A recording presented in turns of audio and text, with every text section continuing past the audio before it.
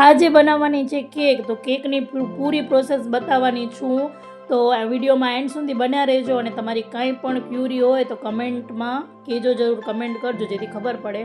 તો કેક માટે અહીંયા કને 165 ગ્રામ જેટલું પ્રીમિક્સ લઈ લીધું છે. એમાં તેલ અને ઇમલ્સન નાખ્યું છે, જેમાં કલર અને ફ્લેવર બંને છે.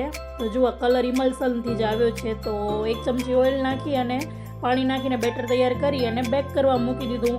થોડુંક ટાઈમ હતો તો ઘરમાં ઝાડુને કાઢી લીધું અને મસ્ત અહીંયા જો બેઝ પણ રેડી થઈ ગયો. તો બેઝને રેડી થતાં 20 થી 21 મિનિટ લાગે છે, અડધા કલાકના. અને અહીંયા ક્રીમ બીટ કરી લીધી, જો માથા ઉપર રાખી તો એ પડશે નહીં.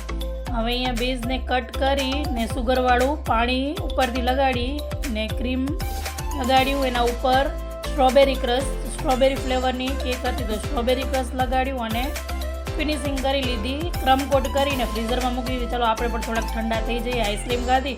હવે વારો હતો ફાઇનલ ડિઝાઇન કરવાનો. ફાઇનલ ડિઝાઇન કરી અને મૂકી દઈશું ફ્રીઝમાં. તો મને ડેલીના એક બે ઓર્ડર હોતા જ હોય છે. તો જો તમે કમેન્ટ કરશો તો વિડીયો કેકના શેર કરશો. તમને શેના વિડીયો જોવા છે એ કમેન્ટ કરો. તો આ છે ફાઇનલ ડિઝાઇન આપણો કેકનો, ને સ્ટીકર પણ હું ઘરે જ બનાવું છું. તો તમે કહેશો કેવી રીતે પ્રિન્ટ કાઢવી એ પણ તમને હું જણાવી દઈશ. વિડીયો ગમે તો લાઈક કરજો. Bye bye.